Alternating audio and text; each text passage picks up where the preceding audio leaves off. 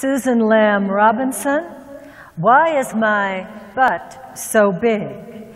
Why is my butt so big? Susan Lamb Robinson.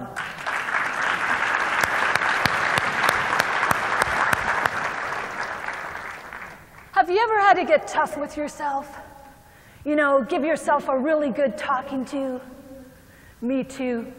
Last January, I had to take a really hard look at myself and admit that I had a problem. Madam Contest Chair, fellow Toastmasters and friends, I had to finally admit that the size of my butt had grown too large and had been getting in the way of my success for years. Oh, it's true. You see, I always wanted to start a new business, but never seemed to have the money. I always wanted to be healthier, but never seemed to make it to the gym. And I always wanted to go on 100 different adventures when I was young. But now I think I'm too old. Those are some big butts, right? Wait a second. What did you think I was going to be talking about? When I took a serious look at my life, I realized the excuses or the buts I'd been making as to why I couldn't do this or why I couldn't achieve that, I realized they'd become huge. And you want to know what happens when your butt gets too big? You end up sitting on your regrets. I'm not talking about those little regrets, like that ugly perm you had in high school.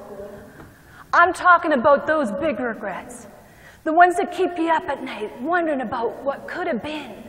Well, just like in Linda Healy's seminar yesterday, I believe that lurking behind most people's big regrets are some awfully big butts.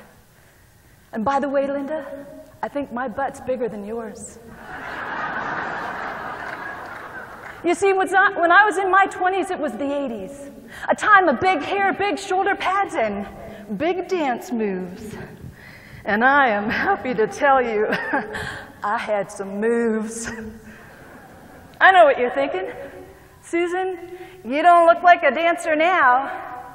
Yeah, well, don't let this Pillsbury dough girl exterior fool you. Back then, I was slim and fit, and my dancing got me noticed. People asked for my autograph, my photograph.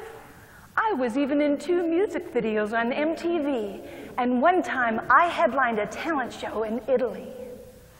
However, there is one night that stands out a little more than the rest when I was 22. It was at the end of a particularly fun night of dancing when all of a sudden, this very dignified woman cornered me on the dance floor. She said, "You know, someone told me to come and see you dance." And they were right. You're one of the most naturally talented dancers I've ever seen. Man, I was totally blown away by the compliment, especially when I found out she was the head choreographer of a famous dance troupe. "We have an opening for a dancer, and I want you to come audition." Oh, man. As I watched her walk away, I put her card in my pocket, and I rushed home feeling excited and proud. Then it happened.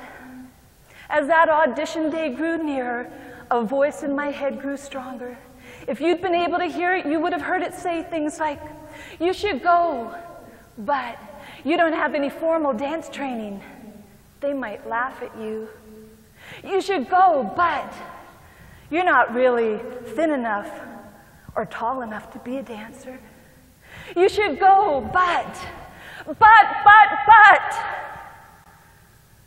By the time that audition day came, my butts were so big, I could not fit through the door of that opportunity. So I never went. And it has become one of the biggest regrets of my life. Maybe you had a moment like that too. A moment when you made yourself small even though you had big dreams. Why did we do that? I know it's complicated. However, I believe it's because most of us have been raised to only invest in sensible dreams. And so we become masters of excuses as to why we can't or shouldn't pursue our heart's desire. I want you to do me a favor. The next time you need a kick in your sensible butt, I want you to go to the computer like I did and get inspired by the thousands of people who were not content to sit around on their butts and instead went out chasing their dream. People like Jerry Seinfeld. He got booed off the stage the very first time he took it, went back the very next night. Oprah Winfrey was demoted as news anchor to TV talk show host because network executives said, "We don't know if you have a future in television." Who's kissing Oprah's butt now?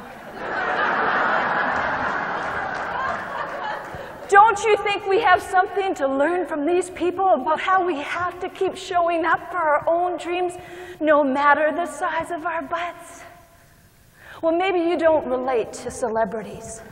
How about just a regular guy who at 26 years old and the only suit he owned on his back accepted a commission-only sales job here in the United States, even though everyone back in Canada said, "You're crazy"?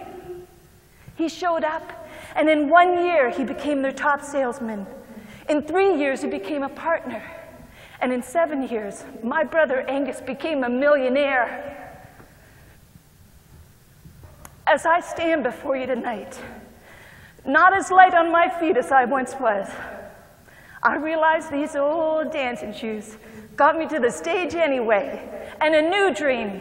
And so tonight, I may go to bed with a big butt, but I go with no regrets, because this time I showed up, which means it's my turn to ask you 2 final questions.